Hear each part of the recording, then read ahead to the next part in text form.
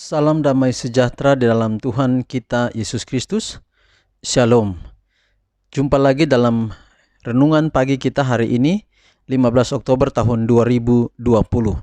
Dan saya secara pribadi dan keluarga menyampaikan turut berduka cita bagi keluarga besar Krey Rumaropen atas meninggalnya Ibu Regina Krey Rumaropen. Kiranya penghiburan sejati dari sorga dapat menjadi bagian keluarga besar Krey, keluarga besar Rumaropen yang berada di Manokwari. Sekali lagi, turut berduka cita. Kita akan dengarkan pekabaran firman Tuhan pagi ini. Sebelumnya mari kita tunduk kepala dan kita berdoa. Bapa kami dalam sorga, terima kasih untuk kesempatan dengarkan pekabaran firman Tuhan. Biarlah pekabaran firman Tuhan boleh menjadi berkat dalam kehidupan kami sepanjang hari ini. Terpujilah namamu Bapa, dalam nama Yesus kami berdoa. Amin. Judul renungan kita di pagi ini adalah masa pemeriksaan. Masa pemeriksaan. Dan ayat inti kita Wahyu 10 ayat 10. Lalu aku mengambil kitab itu dari tangan malaikat itu dan memakannya.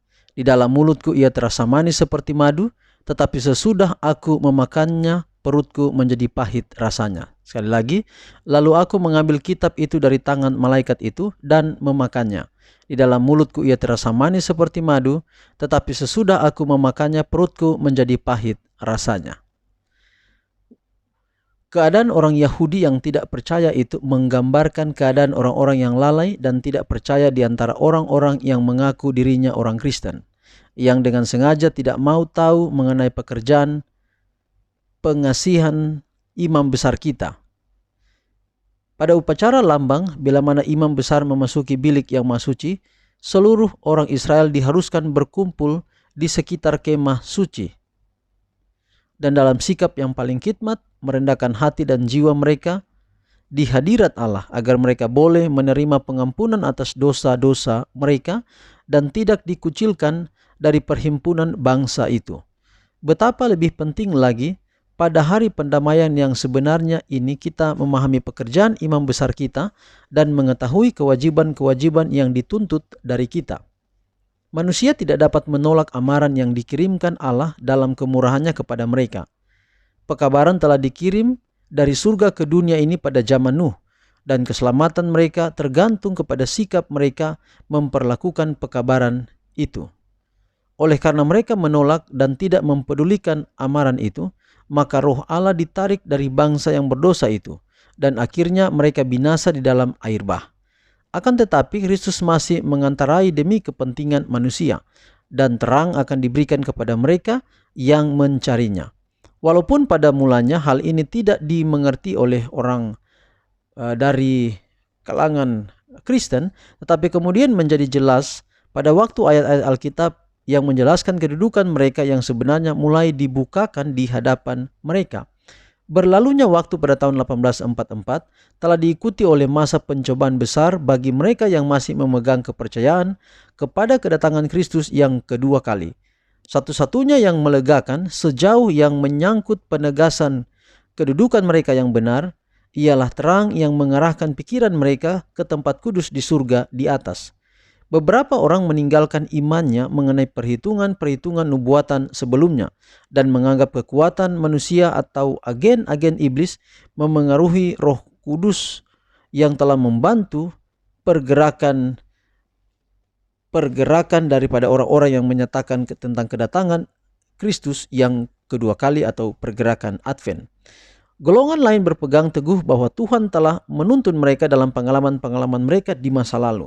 Dan sementara mereka menunggu, berjaga dan berdoa mengetahui kehendak Allah, mereka melihat bahwa imam besar mereka telah memasuki pekerjaan pelayanan lain, dan dengan mengikutinya telah oleh iman mereka telah dituntut untuk melihat juga pekerjaan akhir gereja. Mereka mempunyai pengertian yang lebih jelas mengenai pekabaran-pekabaran malaikat yang pertama dan kedua, dan bersedia menerima dan memberikannya kepada dunia ini amaran yang sungguh-sungguh dari malaikat yang ketiga dalam Wahyu pasal 14.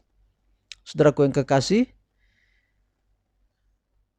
ini 1844 adalah penanda menurut nubuatan kitab Wahyu. Yesus berpindah dari bilik suci ke bilik yang maha suci.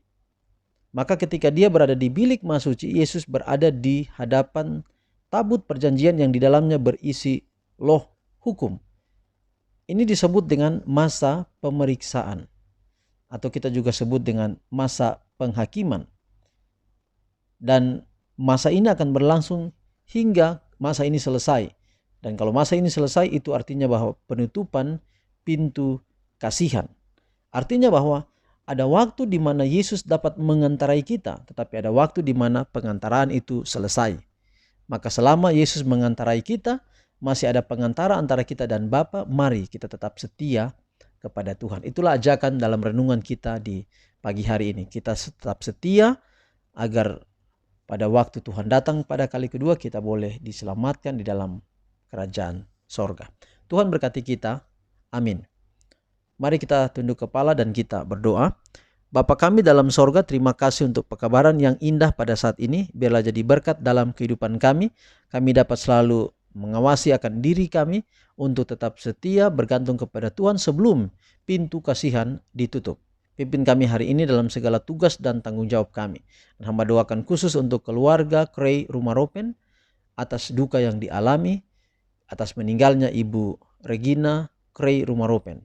Tuhan berikan penghiburan sejati bagi seluruh anggota keluarga besar Rumah Ropen dan keluarga besar Krey yang berada di Manokwari. Dan lebih istimewa di Lembah Pravi. Tuhan memberkati kiranya keluarga, berikan kekuatan, berikan iman yang kuat, dan juga agar mereka selalu setia sampai Tuhan datang pada kali yang kedua. Tuhan, inilah doa kami, ampunilah dosa dan kekurangan kami. Kami persembahkan kehidupan kami, dan doa ini hanya dalam nama anak-Mu Yesus Kristus yang adalah Tuhan dan Juru Selamat kami. Amin. Saudaraku yang kekasih, demikianlah renungan kita untuk hari ini. Sampai jumpa pada ibadah kita besok. Tuhan memberkati kita semua. Shalom.